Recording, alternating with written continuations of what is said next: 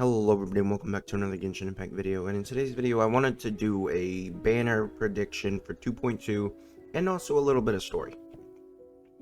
Alright, so first of all, I think we're at least getting one rerun between Albedo and Ganyu. The reason why I think this is that we've had Venti, Klee, Tartaglia, Zhongli, and then Albedo, Ganyu are the last two. But the problem is, Klee was the last person to get her bomb, yeah. Last person to get her banner put onto the list out of these four, I guess. So even Venti, he came after Zhongli and Tartaglia's rerun, right? Came after Zhongli or Tartaglia. I don't really know which one, but he did come after one of them. So it doesn't necessarily have to go in order, meaning Zhao could even get his rerun, or Hu Tao could get a rerun. So we could see like the two best 5 stars in the game, other than Kazuha and like Venti sometimes, or Zhongli. We could see these two as main DPSs, like the best main DPSs in the game, I would say. But I believe that we're probably gonna get an Albedo or Ganyu. I feel like we're gonna see Ganyu's rerun. I don't feel... The reason why I think they're gonna do Ganyu is because Ganyu came out... Well, Ganyu didn't... Ganyu came out, and she was a very OP character. So we're gonna look at her talents at level 1. At level 1, we have Frostflake arrow damage at 128%, and then 218% as the Frostflake arrow bloom damage. This is one of the highest multipliers in the game, even at level 1. Like, she does so much damage just from a charge shot. And then she's got this, which has 100% uptime with only 60 energy cost. She's one of the stronger characters in the game, and I feel like MiHoYo is going to use this to make up for Kokomi's sales, for being one of the weaker characters in the game. Because, I mean, imagine them coming out with Ganyu or Hu Tao after, like, Kokomi. So many people would have skipped Kokomi, and they would have gone for... If they do Hu Tao is, like... She gets so much from C1. So many people will get Hu Tao one time and then go for another one of her to get her to C1. So it kind of makes sense to me that honestly we could see Hu Tao over Ganyu, because they skipped the banner. So what character can we release that you don't just need one copy of, and C1 makes up a large portion of their damage? Oh, Hu Tao. It's honestly like a kind of perfect fit. The only thing is that this follows the Raiden banner, and also whatever we get from whatever we do get from the anniversary like event concert thing, whatever that is. It could also be even more Primo Gems or Intertwined Fates that they could be like, well, you need 2 Hu Taos, guys. You 2 Hu Taos, trust us. You need 2 Hu Taos, and then she's like one of the better characters in the game. Don't worry. So, but whereas Ganyu, it's just like get C1 and then you're basically done.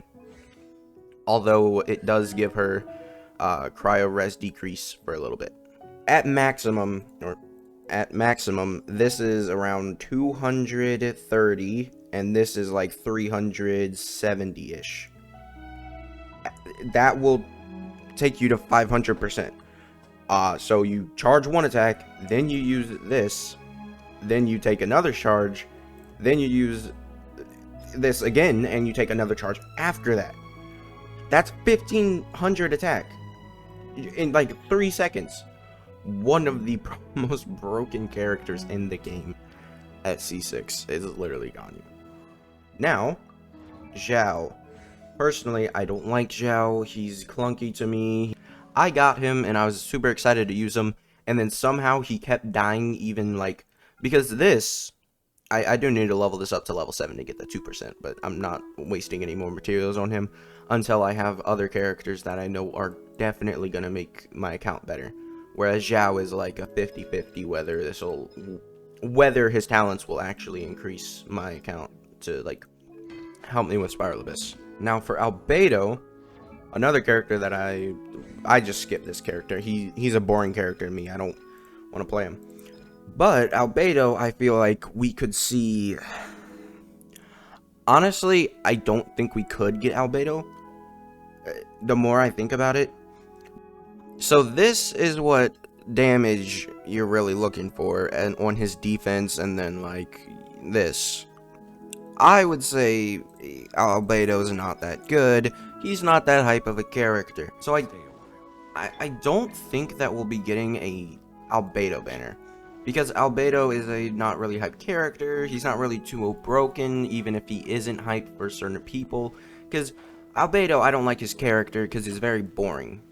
Whereas when it's like Ganyu, if you consider her character boring, she's still one of the best characters in the game, arguably the best. We are looking at Ganyu and it's like, yeah. And then you look at Hu Tao and it's like, wow, she's good. So the more I think about it, honestly, if they were to skip a character, like, if they were to skip Albedo, I don't feel like they would go to Ganyu. I feel like they would go to Hu Tao. I feel like they would just skip all the other characters and go for Hu Tao. So I believe that we're going to get a Hu Tao banner. Mostly. If not, then it's going to be a Ganyu banner. Because the way the sales for Kokomi went, they need some sales to make sure that they're making, like, a... Because they do want, like, a monthly quota. I'm gonna be honest. Like, they probably are, like, getting... The bosses in MiHoYo are probably, like, really unhappy of the way MiHoYo, or the way that those characters sold, like, and were designed. But, as for new characters, it has to be Yamiko. A lot of people are saying Kamisato Hayato. We haven't even met the guy. But it is possible that we do get Kamisato Hayato. Because Kamisato Hayato could be a part of the next part of the Inazuma story quest. Because, so the Inazuma story quest, Hayato, we haven't even seen him. But if we go to Inazuma as of now, we can't even complete the Statue of the Seven or the Sacred Tree thingy. So I'm stuck at 30 for my Sacred Tree, and I'm stuck at level 9 for my Statue of the Seven. All of us are. But they could, as you see, like, I have this stuff to offer, but I can't offer it. They could do a story quest where Hayato comes home or whatever, and he needs our help, and that's when we go to another Inazuma Island, and that's the final, like, part for our story of Inazuma, and then we go off to the next nation. I'm not going to try and say it because I don't remember. So that's a possibility. We could get Hayato and have him be our guide in the next story quest or next Archon quest. Well, it wouldn't be an Archon quest. Maybe it would. Maybe it would be some lasting effects of the storm. I really have no idea what the story quest will be, because it makes no sense to me, like, how they're doing it. Like, we've already finished the story, but, like, there's more? Like, maybe it's just gonna be an island and there is no story? I guess that could be how it works. I really don't know what they're gonna do with it, because there's no, like, point where we're trying to get, like, anything done here. Like, we're done with the story. Like, we've already saved Inazuma.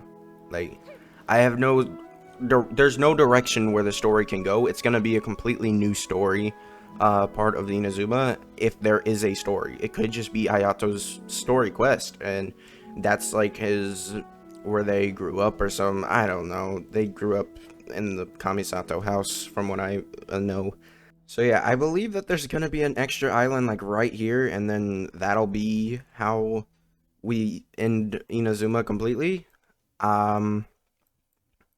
There's just nothing left for them to do. We're definitely gonna get something.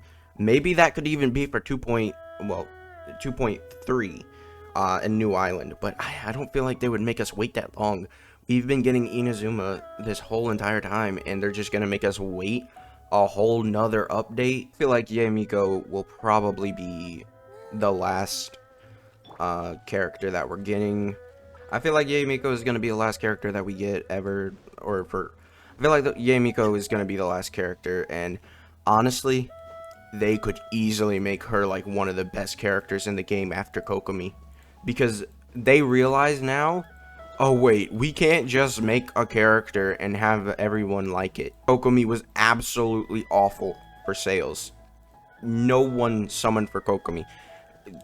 When you make a bad character, you're gonna get bad sales.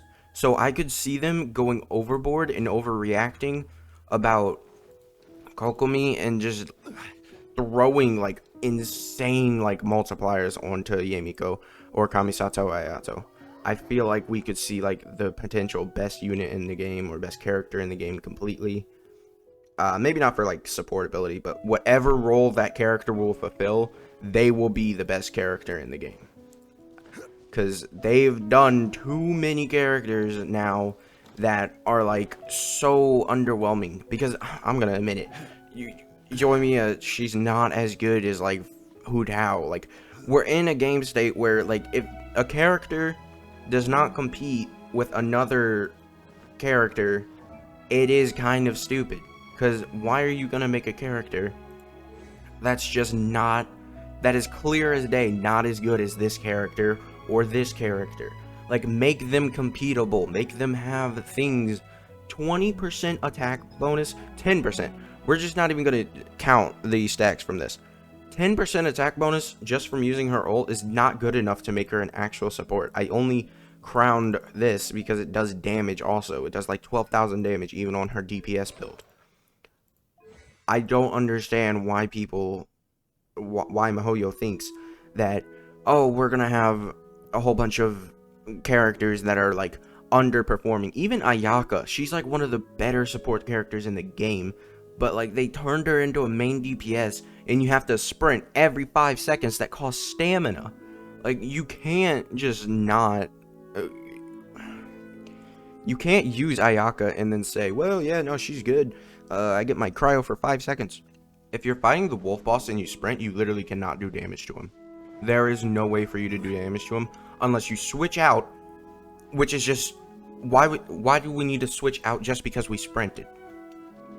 The way that they are designing these characters is so frustrating because they're trying to make them unique every single time, and they can't make them unique. Like, they're doing awful jobs because the more unique they make the character, the worse it gets, because you have to start thinking about how to do everything, whereas a character who's basic, who was at the start of the game, has no downside and does as much damage as him. Like, Yoimiya, she's a very straightforward character. She's just, it's stupid how they don't want you to use her burst almost unless you have energy recharge or you're using Raiden. It is kind of annoying, but I can get past that. Yoimiya is probably the best one out of the 3 that I've talked about. From her quirk, like, her quirk is not like at all bad and hurts her at all. So that's gonna be it for this video. Make sure to like, subscribe if you did enjoy, and I'll see you guys next time.